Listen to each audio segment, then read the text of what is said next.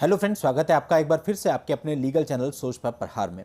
दोस्तों, सबसे पहले आपके प्यारे प्यारे मैसेज के लिए धन्यवाद, जिसमें आपने मेरी तबीयत के बारे में लिखा था कि वो जल्दी ठीक हो जाए, और आपके मैसेजेज और प्यार से काफ़ी आराम भी है, थोड़ा बहुत है वो भी जल्दी ठीक हो जाएगा। अच्छा दोस्तों, आज की इस वीडियो में मैं बात करने वाला हूँ एक लेटेस्ट जजमेंट जो कि अभी हाल ही में आया है 125 सीआरपीसी पर। और 125 सीआरपीसी मतलब मेंटेनेंस का मामला, इस पर आपको हर वो चीज़ जो आती है जाननी चाहिए, चाहे वो पॉजिटिव हो चाहे वो नेगेटिव हो।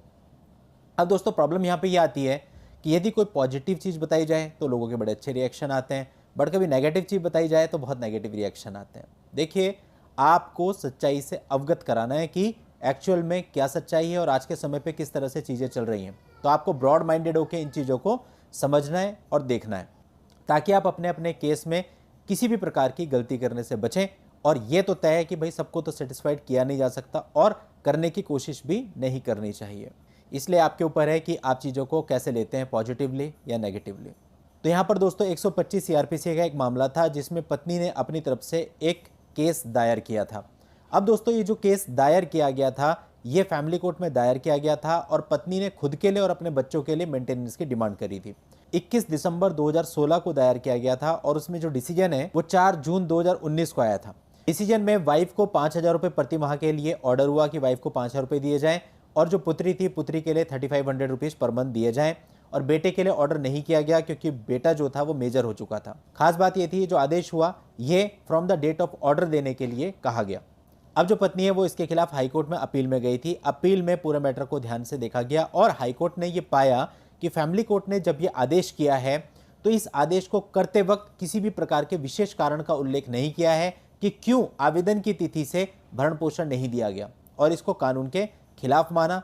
और यह कहा कि जो मेंटेनेंस का ऑर्डर है वो from the date of filing petition ही किया जाना चाहिए, from the date of order नहीं।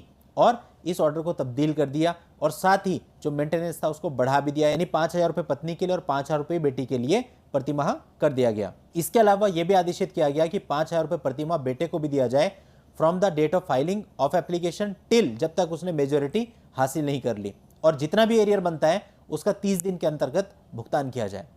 अब दोस्तों, मैं यहाँ पे एक चीज़ बताना चाहता हूँ। कई बार ऐसा होता है कि हमारे ऊपर एरियर काफ़ी होता है और मंथली मेंटेनेंस भी बंधा होता है। तो अगर आप चीज़ों को पॉजिटिव करना चाहते हो तो उसका तरीका यह है कि आप मंथली मेंटेनेंस देते रहो, और जो एरियर है एरियर में से आप थोड़ा थोड़ा पार्ट दे सकते हैं। तो कोर्ट आपको कंसिडर कर लेता है कि चलो ठीक है, मंथली तो दे रहे हैं, धीरे धीरे वो भी आ जाएगा। तो उसमें आपको टाइम भी मिल सकता है, 5 महीने 6 महीने में भी आप अपना एरियर क्लियर कर सकते हो। लेकिन दोस्तों, अगर आप एरियर भी नहीं देते, अगर आप मंथली मेंटेनेंस भी नहीं देते, तो फिर कोर्ट में आपकी नेगेटिव छवि बननी तय है। और ऐसे में कोर्ट आपको ये भी कह सकता है कि भाई सारा का सारा पैसा आप अभी दो, आप कोर्ट के ऑर्डर की कंप्लायंस ही नहीं कर रहे, आपके ऊपर कंटेम्प्ट ऑफ कोर्ट भी हो सकता है। यदि आपकी वाइफ रिकवरी में गई है तो गिरफ्तारी वारंट भी इशू हो सकता है।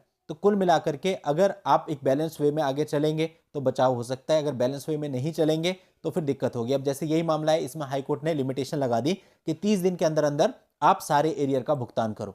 और कई बार तो हमने कोर्ट में ऐसा भी देखा है जहां पे बंदा अपनी इतनी नेगेटिव छवि बना लेता है कि सामने वाले जज साहब कहते हैं कि अभी के अभी मैं गिरफ्तारी वारंट इशू कर रहा हूं, वरना सारे के सारे पैसे दो। मेरे एक मामले में ऐसा हुआ था जिस पर मैंने एक वीडियो भी बनाया था। हालांकि वहां पर गलती उस लड़के की थी, उसने जज साहब के सामने एग्रेशन दिखा दिया था, इसलिए ऐसा हुआ था।